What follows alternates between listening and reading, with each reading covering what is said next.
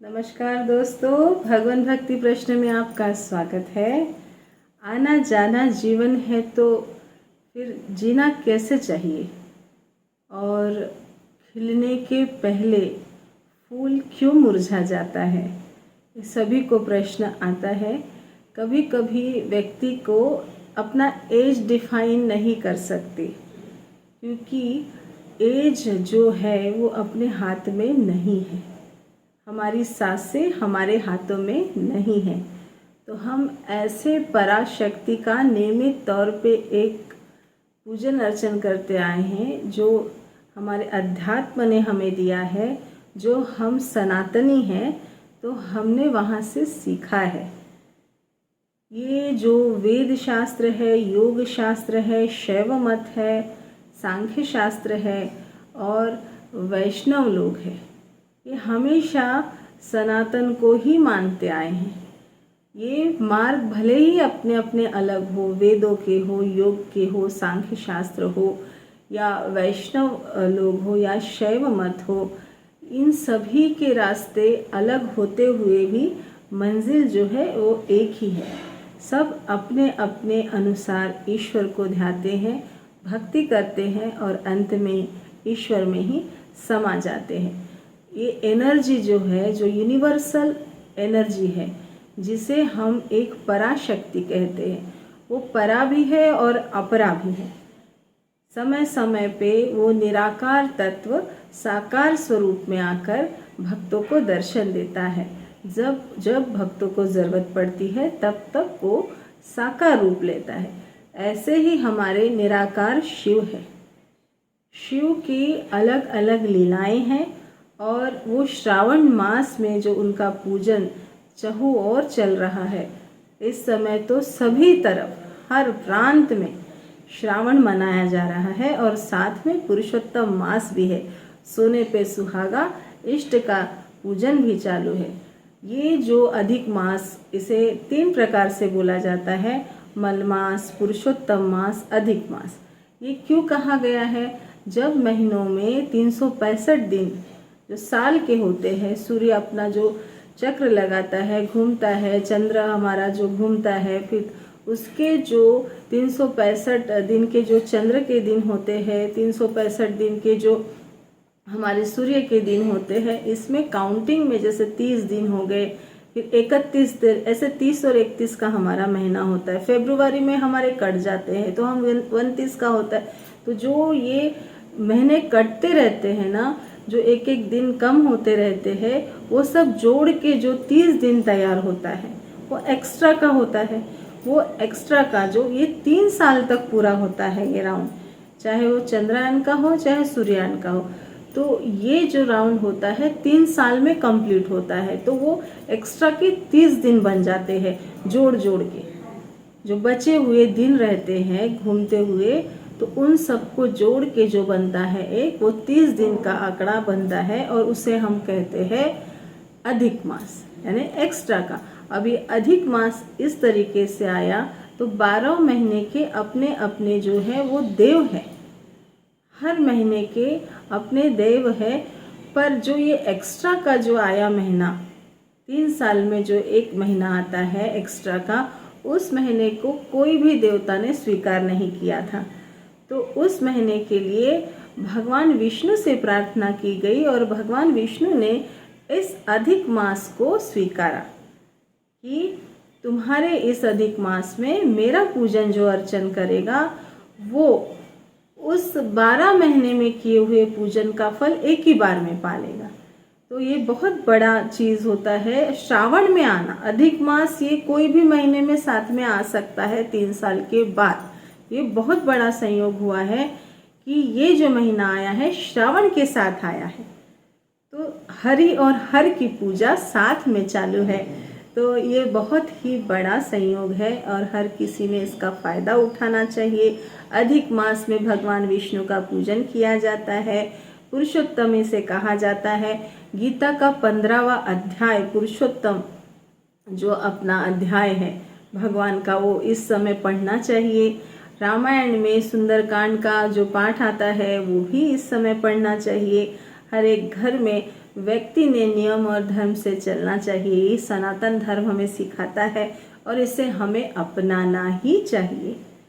यही हमारा एक अद्वितीय, हमारे अंदर की आत्मा की पुकार है जो हमें समझना चाहिए, हर व्यक्ति ने समझना चाहिए। मौज मस्ती करके एक पल का जो हम समझ नहीं पाते हैं कि हमारी आंखें बंद हो जाती है और हम मौज मस्ती करते रहते हैं। मौज मस्ती जीवन का एक अभिन्न अंग है, वो करना चाहिए। साथ में अपने संस्कारों को, अपने संस्कृति को, हमारे धरोहर को हमें नहीं भूलना चाहिए, जो हमें सिखाता है। इस समय पुरुषोत्तम मास में, जो अधिक मास चल रहा है, नियमों का पालन करना अनिवार्य हो जाता है जो इसमें व्रत करते हैं। मैं उन लोगों की बात नहीं कर रही हूँ, उन नास्तिकों की बात बिल्कुल भी नहीं कर रही हूँ जिनका रूटीन फिक्स ही नहीं होता है, जिनको अपने लक्ष्य के बारे में ही पता नहीं होता है, बस अपना काम, अपने दोस्त, अपनी जिंदगी। तो उन लोगों के जो हाल हो रहे हैं, बाहर जो हाल दिख रहे हैं संसार में, ये सबको ज्ञात है। कुछ एक लोग जो बच गए हैं, उनकी जो अपनी धरोहर उन्होंने संभाल के रखी है, ये पॉजिटिव ऑरा जो संसार में सपोर्ट कर रहा है, वो उन लोगों की वजह से है जो नियम और धर्म से चलते हैं। धर्मपरायण होना ये बहुत बड़ी बात है। अच्छे कर्मों को करके, अपने धर्म को लेके चल के, अपने नियमों में चल के जब हम संसार में जाते हैं तो विश्व विजय करते हैं। आज भी हर युग में ये लागू था, आज भी लागू है, आगे भी लागू रहेगा, चाहे आप हम रहे या ना रहे। तो जो स्टार्टिंग में मैंने बोला था, आना जाना जीवन है तो कैसे आया जाए, खिलने से पहले फूल कहीं मुरझाए ना। तो हम ईश्वर से पूछते हैं कि अगर जन्म है, मृत्यु है, तो जिया कैसे जाए, और ये जन्म मृत्यु के बीच का सफ़र जो है उसमें किस तरीके से हमें अपने लक्ष्य की प्राप्ति करना चाहिए। तो हमें पुरुषोत्तम मास में भगवान विष्णु की आराधना करनी चाहिए। हमें नित्य तुलसी श्री हरि के श्री चरणों में, उनके मस्तिष्क पे, उनके सर पे रखना चाहिए। शालिग्राम जी का पूजन अर्चन करना चाहिए। भगवान शिव के लिंग का पूजन अर्चन करना चाहिए। इस समय जो है चतुर्मास भी चल रहे हैं, साथ में अधिक मास आया है, श्रावण आया है। वाह, क्या संयोग आया है। तो चतुर्मास के अपने नियम होते हैं। नियमावली जो बनी हुई है, कुछ सोच समझ के बुजुर्गों ने बनाई होगी, सप्तऋषियों ने बनाई होगी, वेदों ने बनाया होगा, योग शास्त्रों ने बनाया होगा। बहुत सारी चीज़ें हैं। वैष्णव मत अलग है, शैव मत अलग है, पर इन सब का निचोड़ एकमात्र शिव ही है।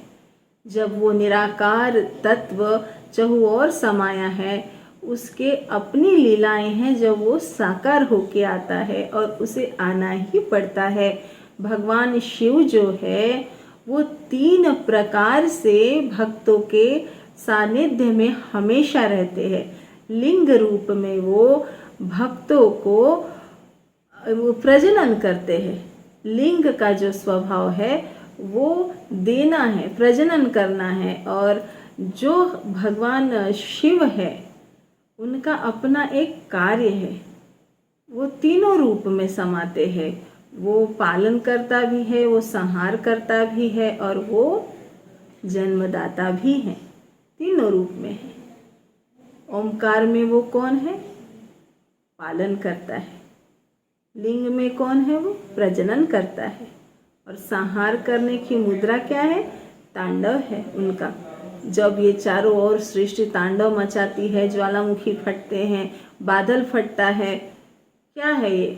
इतनी बरसत, यानी आपको बहा के लेके जाती है। आपने केदारनाथ के हाल देखे, पर भगवान के अस्तित्व को डगमगा नहीं सका ये साइक्लोन भी। तो ये प्रूफ मिलता है हमें कि सृष्टि क्या है।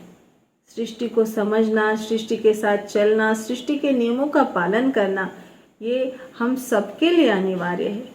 सृष्टि तभी फलती फूलती है जब उसके बच्चे उसका कहना सुनते हैं, नियम से चलते हैं।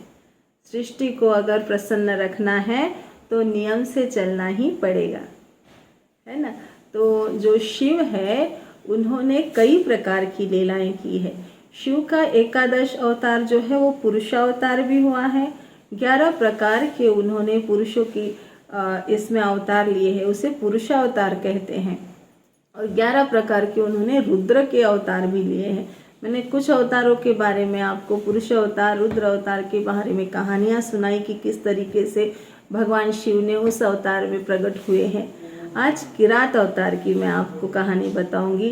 किरात अवतार बहुत ही एक यानी परीक्षा वाला उपाय है, ये अपना अवतार है। जब अर्जुन के लिए भगवान ने उसको प्रकट हुए, उसके साधना से, यानी महाभारत काल में जब दुर्योधन और अर्जुन की लड़ाई हुई थी हस्तिनापुर के बहुत बड़े प्रांगण में, तो वहाँ पे जब दुर्योधन से ऐसा लग रहा था कि जीत पाएंगे कि नहीं पाएंगे और शस्त्रों की ज़रूरत है, तो भगवान श्री कृष्ण ने भोलेनाथ की आराधना करने के लिए अर्जुन को प्रेरित किया था। उस समय अर्जुन जो है तपोवन में तप करने गया था, तो इंद्र ने प्रसन्न होकर उन्हें शस्त्र भी दिए हैं और उन्होंने ये भी आज्ञा दी उनको कि भगवान शिव की आराधना आप कंटिन्यू करो। तो उस समय दुर्योधन को ये पता चला कि अर्जुन जो है तपस्या करने गया है विजय पाने के लिए, तो उसने अपने दोस्त जो राक्षस शुकर था, तो उसको उसने भेजा मारने के लिए दैत्य को। तो दैत्य ने शुकर का अवतार लिया और उस शुकर सामने आते ही, शुकर बोले तो एक हम बोल सकते हैं उसको पिग, वाइल्ड पिग, तो उसका जब उसका सामना हुआ अर्जुन के साथ, तो अर्जुन ने महादेव का स्मरण किया कि मैं इस पर विजय पाऊं। तो महादेव ने भी अपने भक्त को प्रसन्न होकर किरात का अवतार लेकर वहाँ पे एक परीक्षा लेनी चाहिए अर्जुन की परीक्षा लेने के बाद में जैसे ही उन्होंने किरात अवतार लिया और अर्जुन ने यहाँ से बाण संहारा शुकर के ऊपर, उधर से किरात अवतारधारी भगवान शिव ने भी उस पे बाण तान दिया शुकर पे। तो शुकर का अब यहाँ ये हुआ कि किसके बाण से शुकर मरा इतना बड़ा, तो वहाँ पे झगड़ा हुआ। तो भगवान शिव के साथ ही दोनों का, अर्जुन और शिव का जो किरात अवतार था, उन दोनों का एकदम से युद्ध प्रारंभ हो गया कि भैया नहीं, इसको, ये शुकर को मैंने मारा है। अर्जुन बोलता है नहीं मैंने मारा है। ऐसे करते भगवान शिव ने अनेकों प्रकार से अर्जुन के हर शस्त्रों का जवाब दिया। अर्जुन सोच में पड़ जाता है, यार मैं कैसे इनसे जीत नहीं पा रहा। और फिर अचानक से ध्यान गया कि जिस शिवलिंग का मैंने पूजन किया था प्रारंभ में साधना के संग, वो हार तो इस किरात के गले में दिख रही है। तो अपना शस्त्र त्याग कर उसने भगवान शिव से माफ़ी मांगी, उनके चरणों पे गिर गया कि हे भगवान, मैं आपको पहचान नहीं पाया, आप मेरे लिए आप इस अवतार को लेके आए हैं। तो ऐसा उनका महिमा है शिव जी का। वो किस तरह, किस प्रकार, कैसे भक्तों के पास आ जाए, किस तरीके से परीक्षा ले, किस तरीके से साकार रूप में वो भक्तों को दर्शन दे, कोई नहीं जानता।